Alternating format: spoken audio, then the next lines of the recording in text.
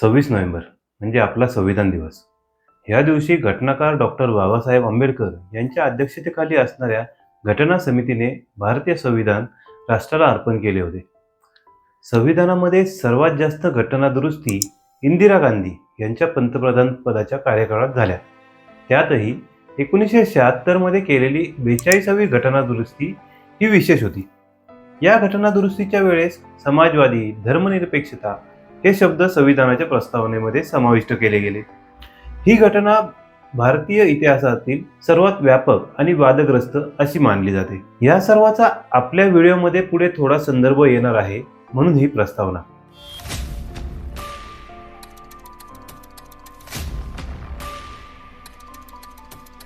मंडळी, मागील 2 दिवसात भारतामध्ये 2 महत्त्वाच्या घटना घडल्या आहेत. एक म्हणजे भारताचे नवीन सरन्यायाधीश म्हणून सूर्यकांत यांनी पदभार स्वीकारला आणि दुसरी महत्त्वाची घटना ती म्हणजे अयोध्येमधील श्रीराम मंदिराचे बांधकाम पूर्ण झाल्यानंतर आता त्या मंदिरावर देशाचे पंतप्रधान श्री नरेंद्र मोदी आणि राष्ट्रीय स्वयंसेवक संघाचे सरसंघचालक श्री मोहन भागवत यांच्या हस्ते विशाल असा धर्मध्वज उभारण्यात आला. वर्षानुवर्ष अनेक परकीय इस्लामी आक्रमणे ह्या देशावर झाली.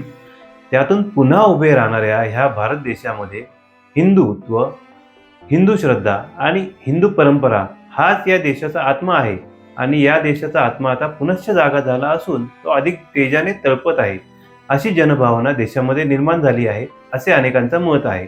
आपली पहिली घटना म्हणजे नवीन सरन्यायाधीश यांनी आपला कामकाज स्वीकारलेला आहे. त्यांच्या समोर सर्वोच्च न्यायालयात एक खटला आला होता. त्या खटल्यामध्ये एक महत्त्वपूर्ण निकाल त्यांनी दिला आहे. खटला आहे मिलिटरीमधील एका अधिकाऱ्याच्या म्हणजे लेफ्टनंट सॅम्युअल कमलेशन यांच्या कोर्ट मार्शल संदर्भातला. काय आहे ही केस आणि ह्याचा धर्मनिरपेक्षतेशी कसा संबंध आहे हे आपण समजावून घेऊ. 2017 मध्ये 3ऱ्या कॅव्हलरी रेजिमेंटमध्ये नियुक्तीला असलेले लेफ्टनंट सॅम्युअल कमलेशन हे अधिकारी स्क्वॅड्रन बी मध्ये ट्रूप लीडर होते, ज्यामध्ये अधिकांश शीख लष्करी सैनिक होते. लष्कराच्या सर्व युनिटमध्ये त्या रेजिमेंटनुसार सर्व संबंधित धार्मिक स्थळांची किंवा प्रार्थना स्थळं असतात.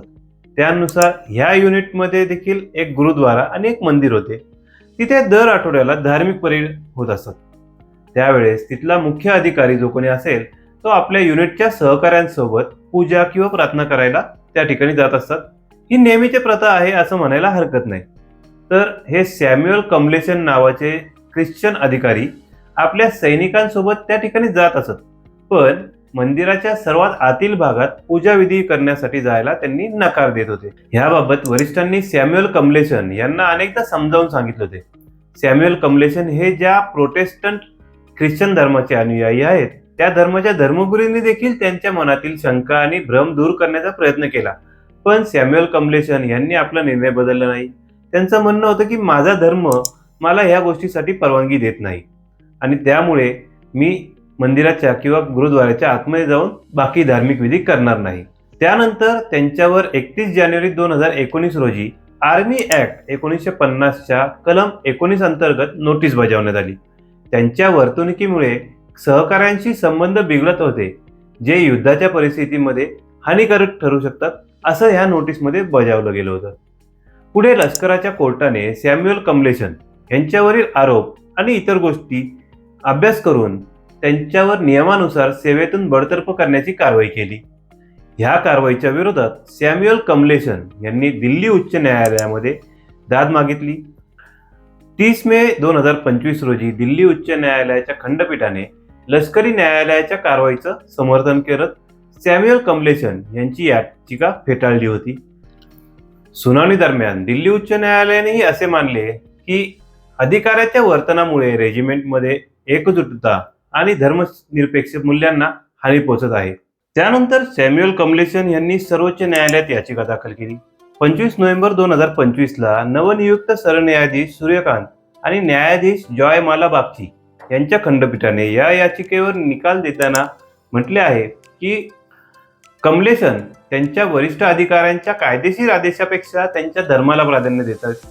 ते सैन्यात अनुशासनहीन मानले जात आहेत. सैन्यातील शिस्तीची पातळी सामान्य नागरिकांपेक्षा वेगळी असते असे न्यायालयाने म्हटले आहे. न्यायालयाने म्हटले की कमलेशन यांचे अनेक वेळा समुपदेशन करण्यात आले आहे. त्यांना बडतर्फ करण्याचा निर्णय गंभीरपूर्वक विचार करून केला आहे. सर्व परिस्थिती लक्षात घेऊन करण्यात आलेला आहे. हा निर्णय सैन्याच्या धर्मनिरपेक्ष आणि शिस्तबद्ध रचनेची ताकद प्रतिबिंबित करतो. सॅम्युअल कमलेशन कदाचित शेकडो गोष्टींसाठी एक उत्कृष्ट अधिकारी असेल, परंतु तो भारतीय सैन्यासाठी पूर्णपणे अयोग्य आहे, ज्यामध्ये शिस्तबद्ध असणे आणि धर्मनिरपेक्ष दृष्टिकोन बाळगणे, सैनिकांच्या भावनांचा आदर करणे ह्या मुख्य गोष्टी आहेत. मुख्य न्यायाधीश सूर्यकांत आणि न्यायमूर्ती जयमाला बागची यांच्या खंडपीठाने म्हटले की हे वर्तन गंभीर बेशिस्तपणा आहे. लष्करासारख्या संस्थेत अशा कृती सहन केल्या जाऊ शकत नाहीत. त्यांनी म्हटले, तुम्ही तुमच्या सैनिकांच्या भावनांचा आदर केला नाही. तुमचा धार्मिक अहंकार इतका जास्त होता की तुम्हाला इतरांची पर्वाच नव्हती.